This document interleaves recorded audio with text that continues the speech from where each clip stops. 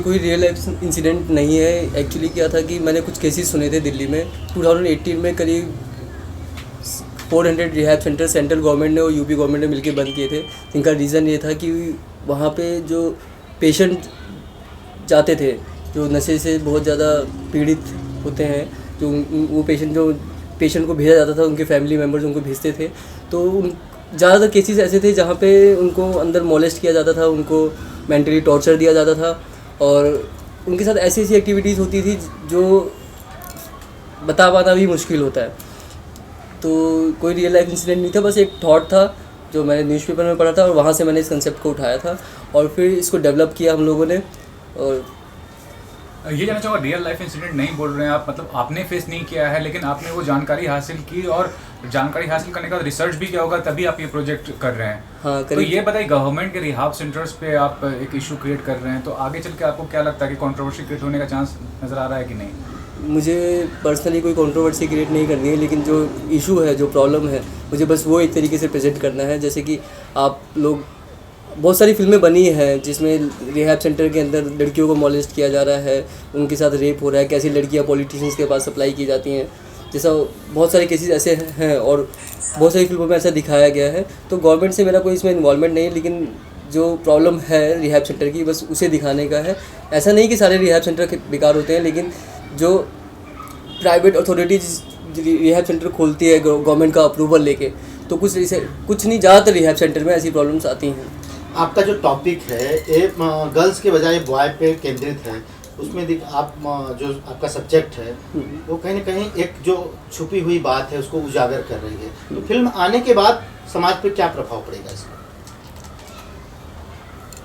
Film सिर्फ नशे के ऊपर बेस्ड नहीं है, इसमें ना जो एक रिलेशनशिप गैप आता है एक फैमिली में अपने बच्चों के साथ, अपनी दूसरे फैमिली मेम्बर के साथ, और उस गैप के वजह से जो बंदा सफ़र कर रहा होता है डिप्रेशन को सफ़र कर रहा है, और डिप्रेशन के साथ साथ में जब वो एक्टिविटी ऐसी स्टार्ट करता है, नशा करना, ड्रग्स लेना, तो मुझे बस वो चीज़ प्रेजेंट करनी है कि जो रिलेशनशिप गैप आ रहा है। और आज की डेट में मुझे पर्सनली ऐसा लगता है कि सबसे बड़ा इशू जो है हमारे समाज में वो डिप्रेशन है, और डिप्रेशन में रहकर आदमी कैसे नशे में इन्वॉल्व हो रहा है। तो अगर वो लोग इसको अच्छे नज़रिए से देखते हैं या मैं अच्छे नज़रिए से बना पाता हूँ तो समझ में आ जाएगा तो अच्छा रहेगा, और नहीं आएगा तो मैं तो एंटरटेनमेंट के लिए फिल्म बना रहा हूँ। अपने पर्सनली जो मेरा पर्सनल थॉट है, जो मेरा पर्सनल एम्बिशन है, मैं उस पॉइंट ऑफ व्यू से फिल्म बना रहा हूँ, जो थोड़ा बहुत मिर्च मसाला ऐड करके लोगों को अच्छे गाने दिखा के, थोड़ा अच्छा सिनेमा दिखा के, अगर मैसेज अच्छा लगता है तो ठीक है, नहीं तो भाई फिल्म तो बना ही रहा हूँ। सर, लास्ट टाइम जो आपकी प्रोजेक्ट रिलीज हुई थी 2015 में, 6 साल हो गए, आई मिस्टर मदर, वो भी एक डिफरेंट ही कॉन्सेप्ट था और लक ये था कि अमिताभ बच्चन जैसे सेलिब्रिटी ने उसकी भी तारीफ की थी, प्लस आमिर खान को भी आपने प्रोजेक्ट के लिए अपील किया था। उसके बारे में बताइए, क्या कहना चाहेंगे कि वो प्रोजेक्ट भी कितना ज़्यादा आपके कैरियर के हिसाब से टर्निंग पॉइंट ऑफ व्यू था? वो मेरी डॉक्यूमेंट्री फिल्म जो थी वो वुमेन ओरिएंटेड पूरी फिल्म थी कि कैसे एक औरत को प्रेगनेंसी के टाइम पे जो उसका प्रोसेस होता है 9 महीने का, उसमें कितना कुछ फेस करना पड़ता है। तो उस फिल्म में मुझे अमिताभ सर ने, आमिर सर ने और एजाज़ वगैरह इन सब लोगों ने काफ़ी मुझे सपोर्ट दिया था। और मैं आपका क्वेश्चन भूल गया, सॉरी। हाँ, तो ये कहना चाहूँगा वो भी टर्निंग पॉइंट कितना आपको लगा और कितना डिफरेंट था वो प्रोजेक्ट आपके हिसाब से? क्योंकि टर्निंग पॉइंट में सिर्फ इतना बोलना चाहूँगा कि वो फिल्म मैंने एज ए एक्टर मेकर बनाई थी, लेकिन उसके बाद मैंने असिस्टेंट काम करना शुरू किया था, तो मेरे लिए टर्निंग पॉइंट तो मैं बोल ही नहीं सकता वो प्रोजेक्ट मेरे लिए कोई टर्निंग पॉइंट था। It was the start in the industry. हाँ। नीरज, आपके पास जब ये प्रोजेक्ट लेके गैब्रियल आया, who met you first? Neeraj आप पहले मिले या गैब्रियल? आप बताना चाहेंगे आप कैसे नीरज तक पहुंचे? एक ज़्यादा डिटेल में ना बता पाए, मैं मुझे डिटेल में बताने में कोई प्रॉब्लम नहीं है। तो एक जो फिल्म मेकर होता है उसके लिए सबसे ज़रूरी चीज़ होती है सिनेमा में फाइनेंस और प्रोड्यूसर। अगर प्रोड्यूसर नहीं तो फिल्म मेकर का थॉट आप पहुंचा ही नहीं सकते। आप मुंह से बता के आप फिल्म नहीं सुना सकते किसी को, और ना ही लोग सुनेंगे फिल्म को। तो एक खोज होती है एक मेकर की कि वो प्रोड्यूसर ढूंढ के लाए, और वो खोज मेरी जो 5-6 साल की थी वो नीरज जी के पास पहुंच के ख़त्म हुई। नीरज जी, क्या आपको लगा? यू सेड यस, हाँ यार चल, I'll back you. When Gabriel had a conversation with Gitanjali regarding the role of psychiatrist in this movie, सो गीतांजलि को मैं जितना समझता हूँ वो अपनी लाइफ में नेचुरली भी अपने सब रिलेशनशिप्स में आउट ऑफ द वे जाके कंट्रीब्यूट करती है। एंड बीइंग ए फादर मुझे जानना जरूरी था कि is it a serious cinema और not. So when I came to know about the struggle of Gabriel and जो मिस्टर मदर के कंसेप्ट में जो वैल्यू ऐड किया सोसाइटी के लिए, और इस मूवी के थ्रू जो मैसेज देना चाह रहे हैं, मैं डिटेल में बताया नहीं गैब्रियल ने, बट मुझे मालूम है कि इस स्क्रिप्ट के थ्रू सोसाइटी सोचने के लिए मजबूर होगी कि व्हाट वेंट रॉन्ग, कैसे हम लोग रिश्तों में दूर चले जाते हैं, कैसे डिप्रेशन में जाने के बाद में हम लोग नशे को बहुत अपनी लाइफ में इस तरह से इन्वॉल्व कर लेते हैं कि हमें कुछ पता नहीं रहता कि हम लाइफ में कहाँ जा रहे हैं। बिना पायलट का एक जो एरोप्लेन हो जाता है तो उसका वापस से कंट्रोल कैसे लिया जाए, उस मूवी में वो सब ओपनिंग्स मिलने वाली है सोसाइटी को। सो उसके बाद मेरा इन्विटेशन ये था कि आप मुंबई के साथ साथ उत्तराखंड में भी शूट करें।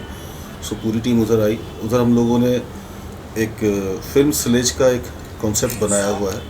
सो ये मूवी ने एक्चुअली एक स्टार्टिंग की है एक डिफरेंट थॉट प्रोसेस की कि हम उत्तराखंड में with all the setups, all the support, जो भी वहाँ पर प्रोडक्शन के लिए चाहिए, जो भी वहाँ स्टूडियो चाहिए, उस सब पूरे सेटअप के साथ में काफ़ी बड़ा हमारा एक लैंड का पैच है। सो पूरी कम्युनिटी को हम लोग वहाँ इन्वाइट कर रहे हैं और मेक श्योर कर रहे हैं कि ये मूवी कम से कम एक्सपेंसेस में और बेस्ट टू बेस्ट रिसोर्सेज के साथ में, टेक्नोलॉजी के हिसाब से, कैमरा के हिसाब से, एडिटिंग के हिसाब से बेस्ट टू बेस्ट एक अच्छा प्रोडक्ट बनकर आए। सो आई थिंक ये एक अच्छा मैसेज देगी मूवी। सीमा, आपसे जानना चाहूँगा, Gabriel, Seema is known about writing lyrics, इनको आप कैसे ऑन बोर्ड लाए? हाउ शी कन्विंस की चलो मैं लिखती हूँ? जो हमारी फिल्म के म्यूज़िक डायरेक्टर हैं मिस्टर संजय बॉस, तो इस फिल्म का एक सॉन्ग है जो मांगी दुआ एक करके एक सॉन्ग है जो उन्होंने बताया कि सीमा से लिखवाते हैं, तो उसके थ्रू उस सॉन्ग के थ्रू मैं सीमा से मिला। और पहले इस फिल्म को मैं लिख रहा था, लेकिन मेरे ऊपर बहुत ज़्यादा बर्डन था क्योंकि मुझे प्रोड्यूसर्स को ढूंढना था, मुझे लोकेशन देखनी थी, मुझे एक्टर्स को अप्रोच करना था।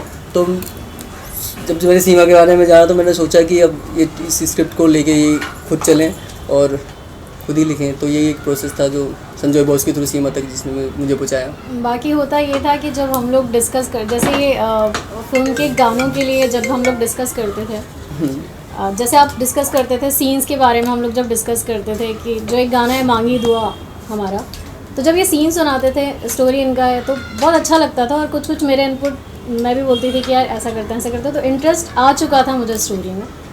और फिर अच्छी बात ये है कि इन्होंने ऑफ़र किया और मैं लिख रही हूँ। Gabriel, being part of the film industry, last year आपने देखा कि कितना बड़ा एक न्यूज़ सिर्फ ड्रग्स को लेकर ही चल रहा था, एक नेगेटिव इन्वायरमेंट था, काफ़ी सारे सेलिब्रिटीज़ को बुलाया गया, क्वेश्चन किया गया, even Sushant Singh case is also somehow related to drugs thing. तो how far do you think that issue is so deep, the problem is so deep, अगर फिल्म इंडस्ट्री की बात करें खासकर? तो देखिए, जो पूरा ड्रग्स को लेके बॉलीवुड इंडस्ट्री में या कहीं पे भी कुछ जो चल रहा है उसका इस फिल्म से लेना देना कुछ है नहीं। और सुशांत का मैं बहुत बड़ा फ़ैन रहा हूँ, तो मुझे उस तरफ जाना ही नहीं है। मतलब मैं कुछ बोलना चाहता हूँ उस बारे में। ये एक अलग स्टोरी है जो मैंने 5-6 साल पहले सोची थी, और जो इंडस्ट्री में जो हो रहा है वो एक अलग स्टोरी है जिसमें बहुत सारे पॉलिटिकल एजेंडास को मिलाया जा रहा है, या जो मोनोपोली है, जो नेपोटिज्म, जो फालतू की जो बातें हो रही हैं, वो अलग एक चीज़ है। ये अपना सब्जेक्ट अलग है, तो मैं उन सब चीज़ों के साथ इसको रिलेट नहीं करना चाहता हूँ। गैब्रियल, क्या आप मानते हैं नेपोटिज्म है? नहीं, बिल्कुल नहीं। राइट, क्यों ऐसा लगता है आपको कि नेपोटिज्म नहीं? अच्छा, वर्ल्ड का सबसे बड़ा सुपरस्टार कौन है इंडिया, जो हमारी कंट्री से रिप्रेजेंट करता है? अमिताभ बच्चन, रणवीर खान, शाहरुख। तो जवाब आप ही के पास है। और हम लोग भी काम कर रहे हैं, तो जवाब आपके पास है। नीरज जी, आप कुछ कहना चाहेंगे? मेरा मानना कर्म प्रधान है। अगर डेडिकेशन है, किसी में कमिटमेंट है, तो उसका रास्ता कोई रोक नहीं सकता। हाँ, ये ज़रूर है कि अगर कभी भी कोई स्ट्रगलर रहा है और वो एक अच्छी पोजीशन पे पहुंच जाए, तो उसको थोड़ा सा एटीट्यूड और एरोगेंस में फ़र्क रहना महसूस ज़रूरी है। प्लस वो उस तरफ जाने के बाद में अपने स्ट्रगल को ना भूले, और जितने भी स्ट्रगलर्स हैं उनको रास्ता दे। तो उस तरफ से सपोर्ट की ज़रूरत है, और जिसने ठान लिया उसको कोई रोक नहीं सकता। ये तो अपने एक्सक्यूज़ हैं या पॉलिटिकल एजेंडाज हैं। इंडस्ट्री ने बहुत लोगों को रोज़गार दिया है, एक से एक आर्टिस्ट क्रिएट किया है, लोगों को अपने जो भी इमोशंस हैं या जो थॉट्स हैं वो मासेस में लोगों की लाइफ पे मेकिंग ए डिफरेंस का एक काम किया है। बॉलीवुड का सिनेमा वो सिनेमा अब नहीं रह गया। इतनी क्वालिटी मूवीज़ आ रही हैं OTT प्लेटफॉर्म पे और थिएटर में, इतने अच्छे अच्छे मैसेज दिए जा रहे हैं। एक फालतू मूवी आई थी, मैंने देखा, उसमें गाना था 4 बज गए अभी पार्टी बाकी है, लेकिन उस मूवी से जब बाहर निकलता है यूथ तो क्या मैसेज लेके निकलता है। राकेश ओम प्रकाश मेहरा जी ने इतनी अच्छी अच्छी मूवीज़ दी हैं। तो मेरा मानना है कि मेरा तो हेड्स ऑफ है बॉलीवुड को कि उन्होंने लोगों की ज़िंदगी में बहुत बदलाव भी किया। हर चीज़ के दो पहलू होते हैं, साइड इफ़ेक्ट्स भी होते हैं, लेकिन जिसको जो लेना होता है वो ले ही लेता है। राजीव जी, आप क्या कहना चाहेंगे? मैंने तो जब ये कहानी सुनी थी पूरी युवा वर्ग पे, एक तो जो नशे में मतलब एकदम लिप्त है, तो उसके लिए एक समाज को भी मैसेज जाएगा एक अच्छा इसके थ्रू कि इसके क्या नुकसान है।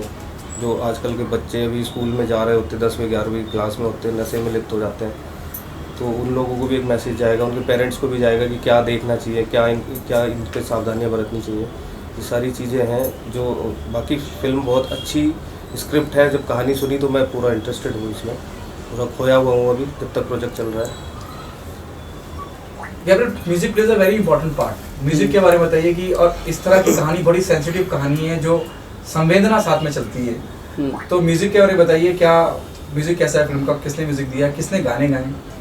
इसके म्यूज़िक पे करीब मैं 2 साल से काम कर रहा हूँ संजय बॉस के साथ, और उन्होंने कमाल का म्यूज़िक क्रिएट किया है इसके लिए, और जिसकी हमारे गानों की डबिंग भी हो चुकी है, जिसमें के शानदा और सुनिधि चौहान, इन सब लोगों से हमने अपने गाने डब करवाए हैं, और एक कमाल का म्यूज़िक आपको सुनने को मिलेगा। और बस नीरज भाई, क्या एक मैं देख रहा हूँ उत्तराखंड में, अभी मैं रिसेंटली भी CM साहब के घर पे थे हम, उन्होंने भी बड़ा सपोर्ट किया हिंदी फिल्म इंडस्ट्री को कि आइए आप यहाँ शूट करिए, बड़ा नेचुरल सा माहौल है, यहाँ सेट लगाने की जरूरत नहीं है, जैसे आपने कहा था दोपहर में मेरी आपसे बात हुई। क्या मानते हैं टूरिज्म उत्तराखंड का, अब टूरिज्म प्रमोट हो रहा है, और अब वक्त आ गया है कि मॉरिशस और बाकी जो आउट ऑफ इंडिया की कंट्रीज है वहाँ जाने से बेहतर है कि हम अपने देश में अपने घर में शूट करें? कमिटमेंट मेरा वही है। मेरा अपना जो स्वार्थ मैं यहाँ लेकर बैठा हूँ, फिल्म सिलेज, मेरा कंप्लीट इंटरेस्ट नशेबाज के साथ, कमिटमेंट के साथ साथ फिल्म सिलेज में है। और वो फिल्म सिलेज को हमने जो उत्तराखंड की लोकेशन जो चुनी है, मैं खुद बचपन से वहाँ रह रहा हूँ।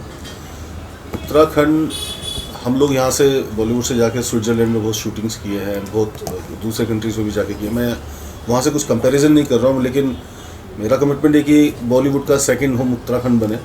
और उत्तराखंड में इतने अच्छे ऑप्शंस हैं, चाहे वो एडवेंचर्स शूट करने हो, चाहे वो नेचर को दिखाना हो, चाहे वो विलेज का दिखाना हो, चाहे वो अर्बन विलेज दिखाना हो। कम्युनिटी का सपोर्ट पूरा है, सरकार का सपोर्ट पूरा, और हम लोगों के पास जितना सेटअप है, मेरा पूरी बॉलीवुड इंडस्ट्री को इनविटेशन कि हमारा इतना बड़ा सेटअप वहाँ पर है, एयरपोर्ट के पास में और शहर के नज़दीक, कि हम हर तरह की फैसिलिटीज़ वहाँ पर देंगे।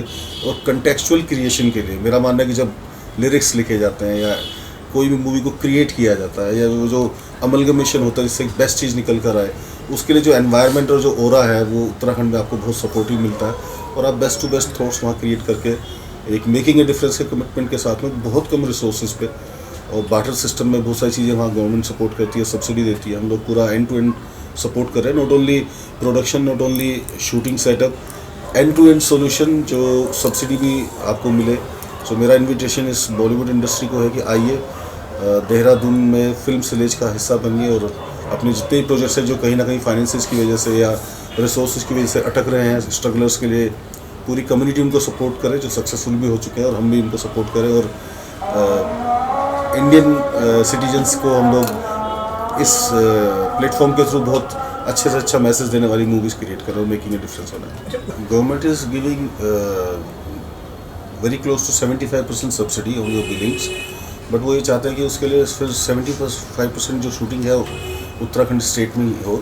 There are some norms, but मैं आप सब लोगों के माध्यम से जो बॉलीवुड को उत्तराखंड के लिए इनवाइट कर रहा हूँ, उसमें सरकार के सपोर्ट के साथ साथ हमारा एक कमिटमेंट है कि हम सिलेज यानी कि सिटी और विलेज का कॉम्बिनेशन, सो फिल्म सिटी बसाने के लिए बहुत बड़े बड़े बजट्स चाहिए होते हैं, बहुत बड़ी फिक्सिंग्स हो जाती है, पॉलिटिकल लॉबी हो जाती है, उसमें फिर जो भी बॉलीवुड इंडस्ट्री की जो लॉबी है सिर्फ उन्हीं को ही मौका मिलता है। सो जो एक अंडरकरंट, जो एक कम्युनिटी है जो सही में ऊपर आने के लिए कोशिश करती है, मेरा स्पेशली उस कम्युनिटी के साथ कमिटमेंट है। तो मैंने गैब्रियल को देखा तो इस मूवी के माध्यम से, नशेबाज की माध्यम से ही फिल्म सिलेज का उस कंसेप्ट को, जो मैं कुछ सालों बाद सोच रहा था लेकिन इंस्टेंटली चलो उसको किया जाए, पैसा कमाने के लिए तो बहुत कुछ कर लिया है।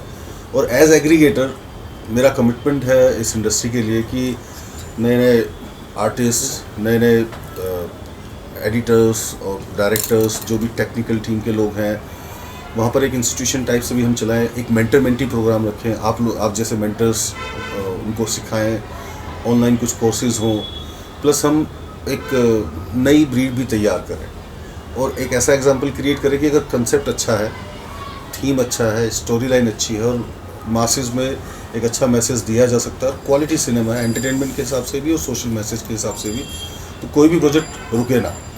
और फिल्म सिलेज के माध्यम से, उस फिल्म सिलेज के प्लेटफॉर्म पे हम पूरी बॉलीवुड इंडस्ट्री को, ये नहीं बोल रहे कि वो बॉलीवुड का कोई सब्स्टिट्यूट है, बट हम देहरादून फिल्म सिलेज को बॉलीवुड का सेकंड होम के तौर पे क्रिएट करना चाह रहे हैं और हमारी तरफ से बहुत सारी सब्सिडीज़ हैं। सीमा, आपसे गाने लिखना और कोई फिल्म लिखना कितना चैलेंजिंग है, कितना अलग है दोनों काम? दोनों काम अलग तो है, पर दोनों का बेस एक है कि दोनों में एक स्टोरी होती है। जब हम गाना लिखते हैं तो उसमें भी हमें वो एक कहानी होती है अपने आप में, और जो फिल्म है बस ये कि हाँ उसमें सीन्स होते हैं, वो पूरी कंप्लीट 2 घंटे की एक स्टोरी होती है, लेकिन गाने में हमें वो 2 घंटे कहने पड़ते हैं। क्या सीमा की तरफ से एक जवाब मैं दूँ? हाँ। गाना 1 पेज पे होता है, स्टोरी 150 पेज पे होती है। फर्क ये सिर्फ। कैसा अनुभव रहा आपका जो आपने ये मूवी लिखी है और अभी स्क्रीन पे उतरने जा रही है, तो उसके बारे में दर्शकों को कुछ बताइए।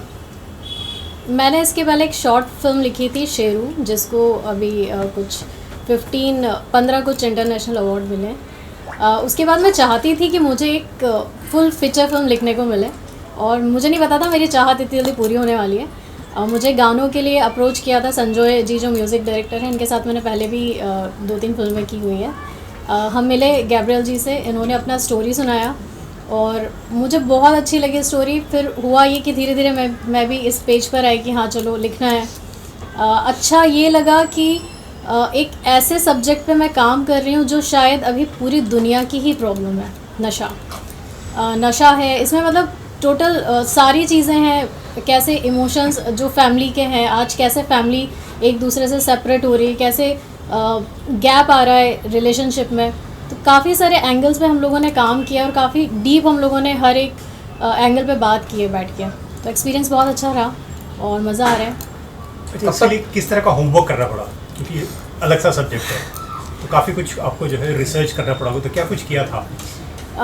रिसर्च तो ऐसा इतना कि हाँ देखने में काफ़ी चीज़ें आ रही हैं कई सालों से। हम देख रहे हैं कि हमारे देश में काफ़ी सारे प्रॉब्लम्स ऐसे आ रहे हैं। अभी का जो यूथ है वो कहीं ना कहीं नशे की गिरफ्त में आ रहा है, और नशा हमेशा से एक बहुत बड़ी प्रॉब्लम रहा है। तो रिसर्च ये है कि हाँ देखने में हमेशा से आता रहा है। हाँ, ये भी जानना चाहूँगा, फिल्म राइटर हूँ या लिरिक्स राइटर हूँ, आपको लगता है कि बॉलीवुड में जो प्रोड्यूसर्स होते हैं वो जितना वो डिज़र्व करता है कोई भी राइटर, वो उनको मिलता है अपने करियर में?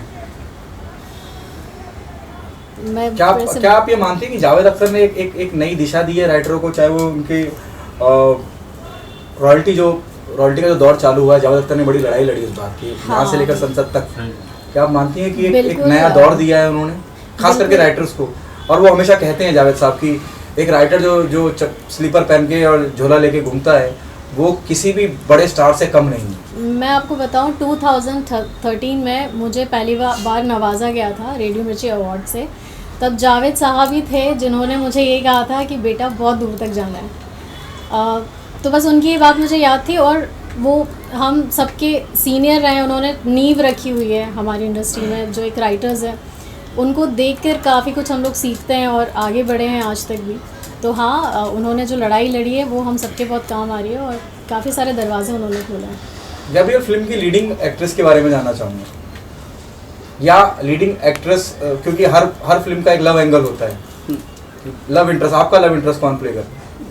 मैं, जो हमारी फिल्म की लीडिंग एक्ट्रेस हैं गीतांजलि शर्मा, मैं उनका जो कैरेक्टर है, जो उनका एंगल है, मैं उसको बताना नहीं चाहता अभी, क्योंकि फिल्म बहुत ही ज़्यादा सेंसिटिव सब्जेक्ट पे बनाई जा रही है और ऑलरेडी मेरा जो मेन थॉट है वो सबके सामने है, तो कुछ चीज़ें मुझे शायद नहीं बतानी चाहिए, इसलिए अच्छा you keep it surprise. Confidence से समझ लीजिए। हाँ नहीं, मार्केटिंग स्ट्रेटजी नहीं है, लेकिन चाहता ही नहीं हूँ मैं दिल से कि वो अभी सब चीज़ें दिखाऊंगा आपको, धीरे धीरे करके जब। बट रिसर्च के बारे में एक चीज़ बोलना चाहूँगा जो आपने पूछा था।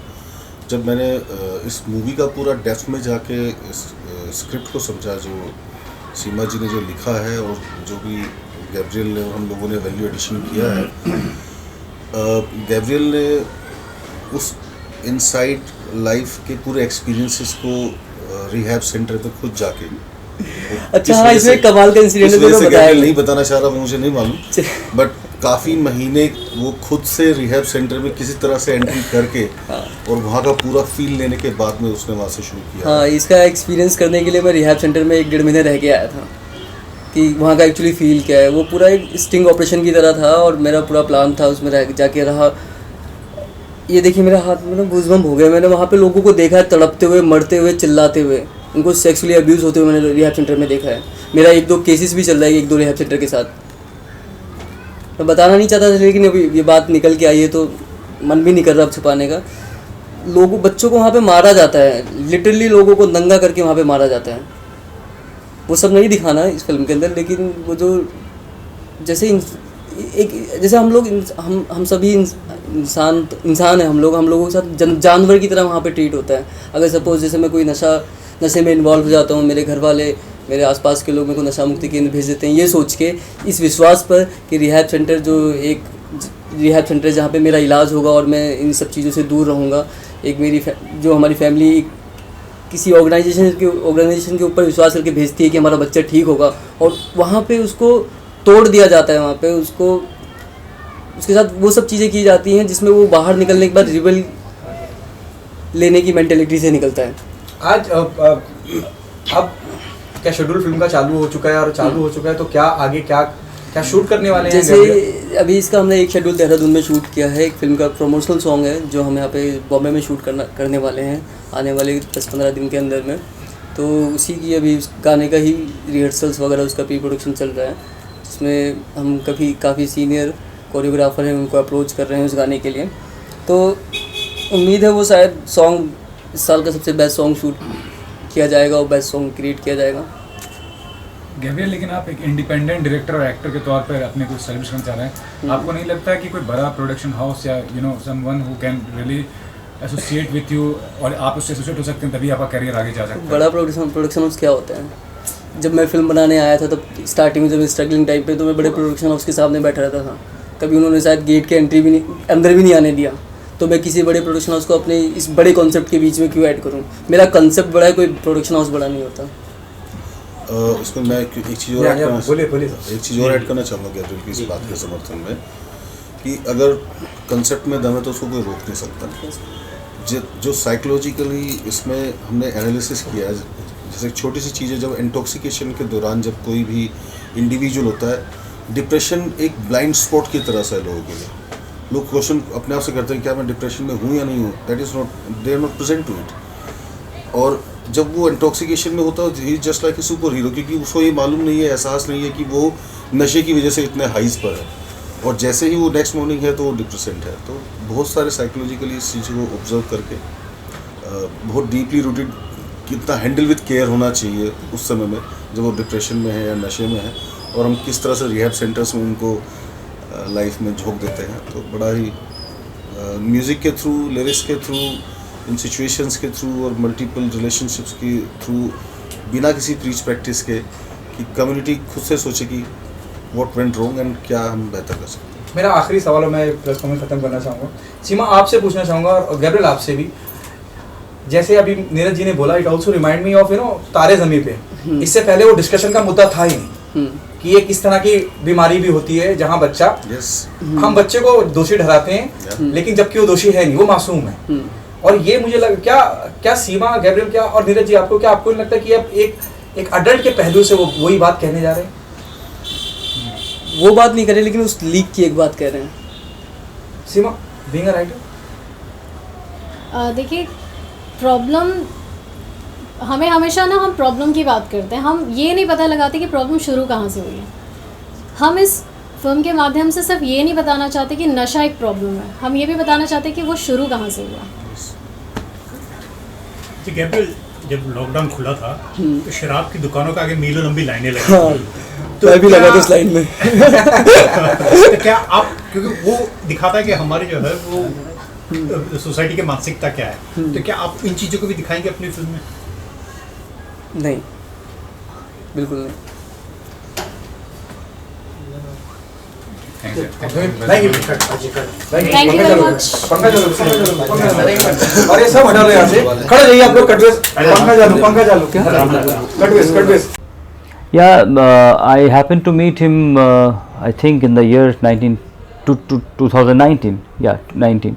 And Gabriel came to meet me while I was recording AAVM studio, and he wanted to meet me through someone, through a friend of mine who's Avinash Dhyani. He was doing his film Soumya Ganesh, and then he met me the next day with the idea of this film.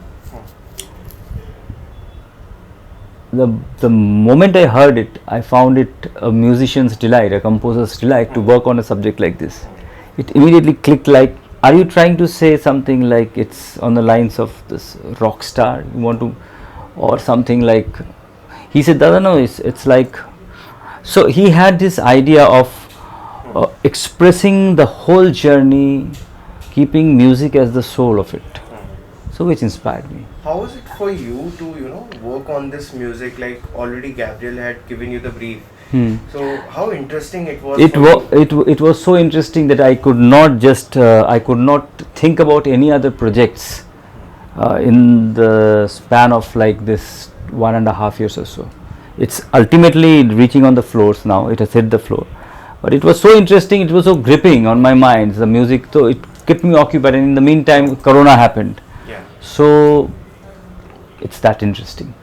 So how do you get inspiration for your songs or the music that you create? Like, do you take references or just the brief and then your talent? I honestly don't believe in taking references. Then you fail to come up with something original. See, every every thumb is different. Every person is different. Every song, every good song should be original. Then it makes its mark. So that's how, it's when you delve into the situation, it comes. It like you get into that feel, the visualization, and that's how music happens. And everyone has their own forte, has their own style of expressing. So that decides how. See, not every composer will create the same music for one situation. Everyone has their own way of expressing. So that's how songs become different. And I think this music, what Gabriel has drawn out from me, I'm very happy about.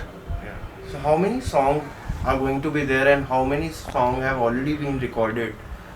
See, songs, there are going to be 6 songs. And there are 2 versions of one same melody. Lamha Do Lamha and Mangi Dua. Seema has written amazingly written songs, amazing, and I am really very grateful. And somehow I felt the universe has played a big role in creation of these songs. I have to give credit.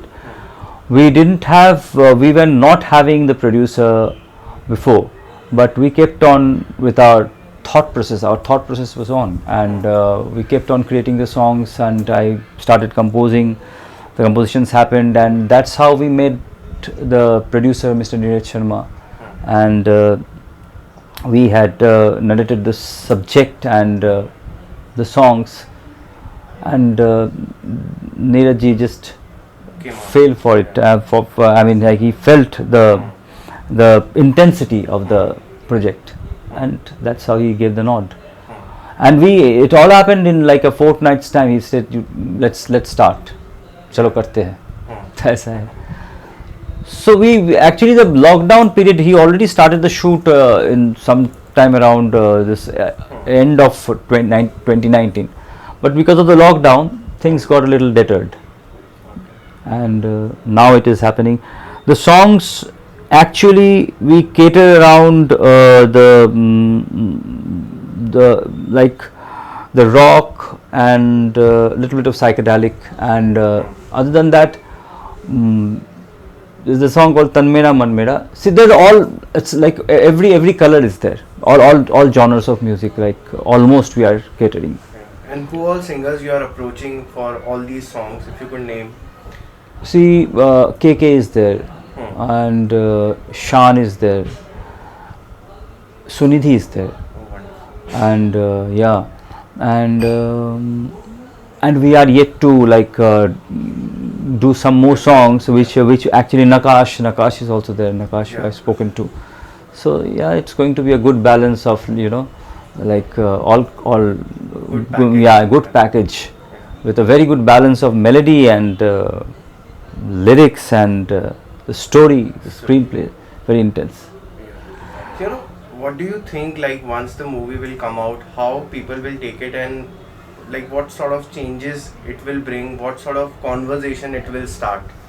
See, it is something that is happening. It's very prevalent in the society today. I get to see, and but as I believe, we are not trying to preach. We are giving them the choice what to do. We will tell what we have to say. Gabriel is saying what he has to say, but it is up to the audience to understand, to choose what is right and what is wrong. It's not, because preaching doesn't work. It's film. It's a film. We are showing the journey.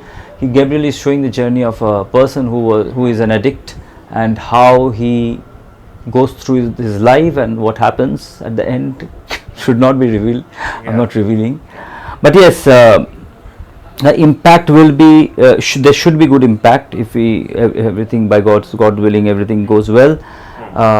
It will definitely have its mark on the audience, because as a musician I can say the music will not fail to, like, if promoted the right way, if everything goes well, as I said, it will not fail to keep a mark on the person's mind. And because of many a times it so happens, if your sound, if your casting and everything is right, then people do start thinking, oh wow, what is that, which movie is that, then that becomes the drawing point to the theaters, you know. Sure. So that's it. So lastly, like, you have seen Gabriel nourishing this idea, you know, he had this vision, like you have seen the entire journey. So what do you want to say about him, like what sort of person he is, like as a filmmaker, as an actor? He is a very passionate kind of a filmmaker who can put his life on stake to make the film, and that's how he has been doing, and has dragged me all along and inspired me, and ultimately I have like somehow been able to come up with some very good satisfying numbers for me, and I'll be more happy when it gets appreciated by the audience and the world. Thank you so much, sir. Thank you. Nice talking to you, Puneet. Same. Bye.